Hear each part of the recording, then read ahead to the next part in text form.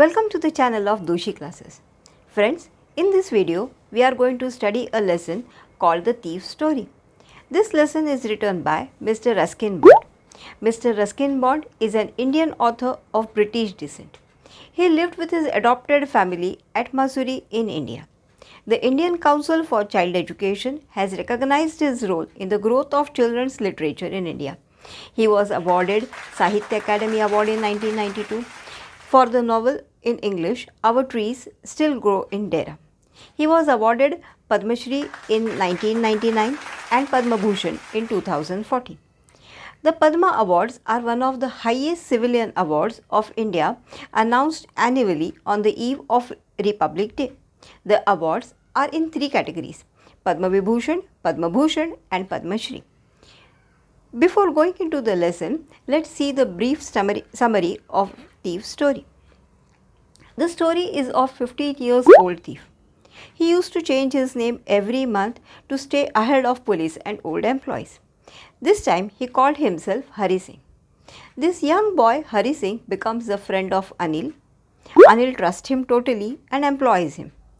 Does Hari Singh deceives or cheats Anil? Does Hari Singh runs away with the money or other valuable? Does Anil realize that he is getting cheated? How does Anil react to all this? Does Hari Singh change his way to be a better person? To get this answer to this question, watch the video till end and please like and subscribe for such videos. Friends, in this lesson, the narrator is Hari Singh himself. Let's begin with the lesson. I was still a thief when I met Anil. And though only 15, I was an experienced and fairly successful hand. Anil was watching a wrestling match when I approached him. He was about 25, a tall, lean fellow. And he looked easygoing, kind and simple enough for my purpose. I hadn't had much of luck of late. I did not had much luck in the past and thought I might be able to get into the young man's confidence. You look a bit of wrestler yourself, I said.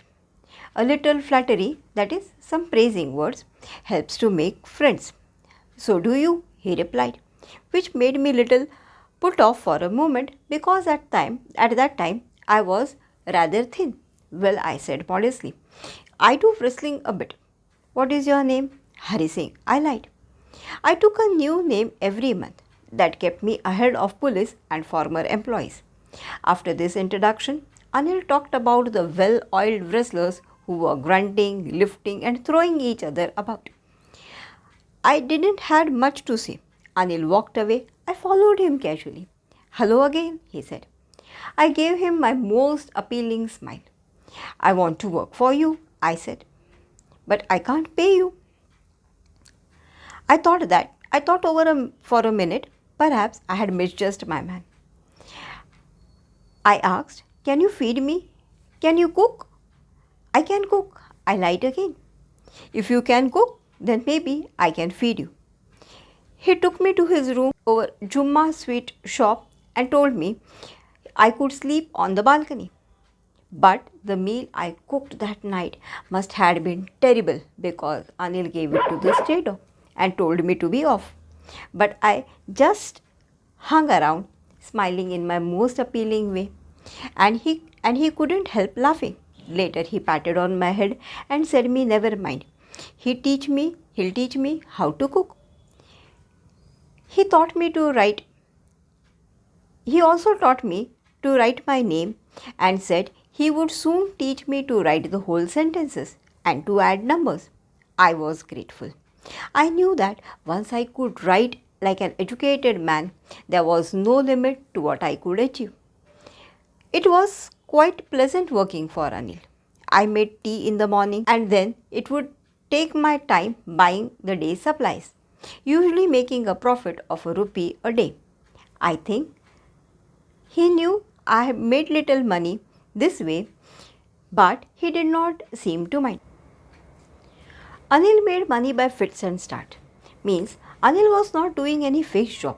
He used to earn money by doing one job or other. He used to borrow 1 week and lend the another.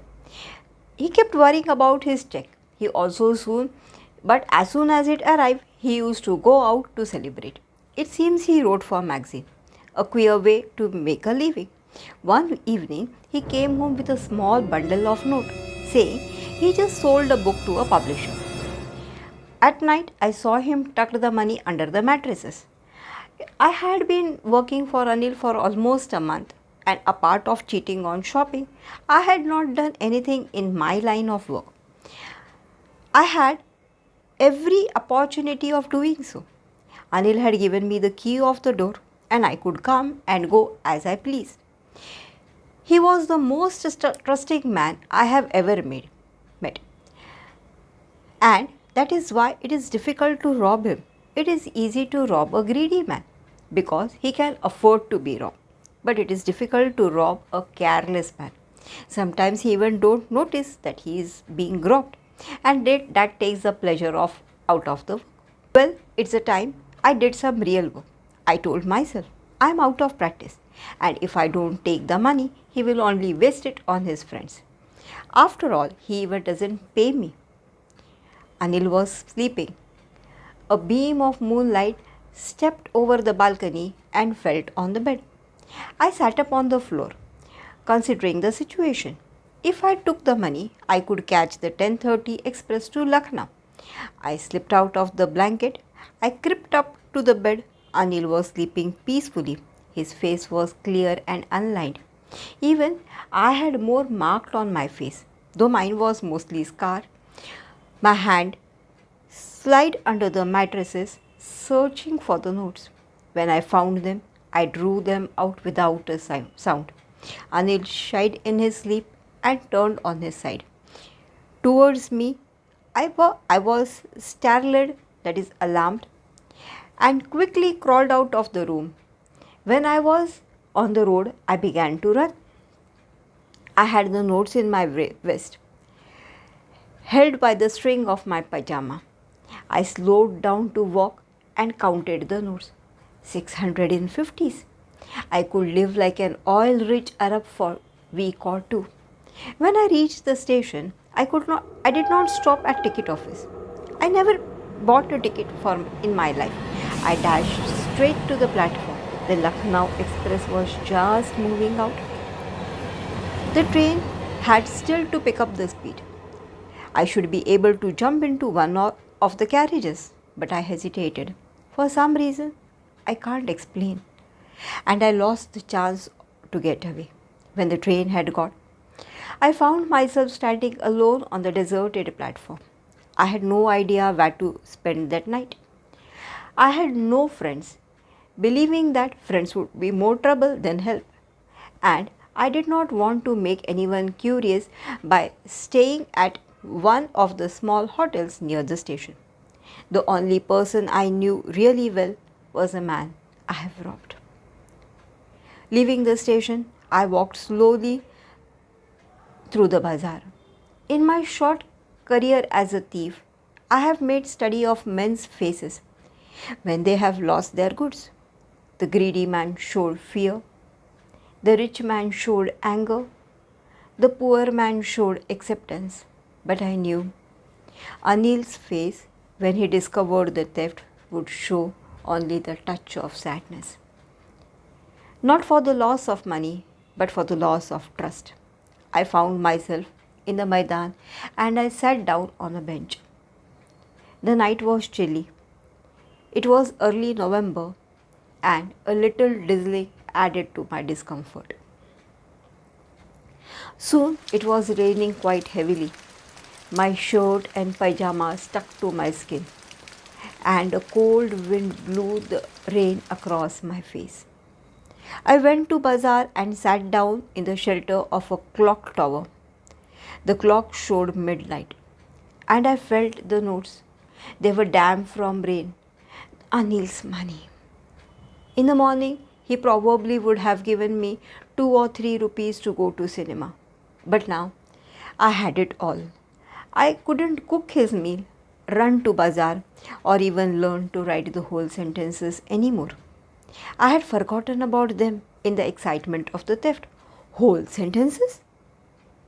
I knew I could make one day bring me more than few hundred rupees. It was simple matter to steal, but sometimes as simple to be caught. But to be really a big man, a clever and a respected man, was something else. I should go back to Anil, I told myself. If only to learn to read and write. I hurried back to the room, feeling very nervous, for it is much easier to steal someone than to return it undetected. I opened the door quietly and stood in the doorway. In the clouded moonlight, Anil was still sleeping. I crept to the head of the bed and my hand came with the notes. I felt his breath on my hand. I remained still for a minute and my hands found the edge of the mattresses and I slipped it under with the notes. I woke late next morning and found that Anil had already made tea. He stretched out his hand towards me. There was 50 rupees note between his fingers. My heart sank. I thought I had been discovered. I made some money yesterday, he explained. Now you will be paid regularly. My spirit rose. But when I took the note, I saw it was still wet from the night's rain. Today we will start writing sentences, he said. He knew, but neither his lips nor his eyes showed anything. I smiled at Anil in my most appealing way, and the smile came by itself without any efforts. Friends, here the lesson ends in a very interesting way, that the reader is left suspecting that Anil is aware that the money has been taken and then returned. However, it is interesting that he doesn't challenge Hari Singh. Instead, he gives him 50 rupees and tells him that he will be able to pay him more often. Without saying much, Anil had changed the life of Hari Singh for better. The thief story has taught us a very nice moral, that human values and relations are important in life. It can change the person like Hari Singh, who is a thief. Though he has robbed Anil, he couldn't run away with the money. This is because the goodness of Anil had changed the mind of Hari. As every good turn deserves another, we can see Hari Singh now a changed person. He kept the money back. Anil could truly educate Hari, showed him the right path to be followed. Friends, I hope you must have liked this video.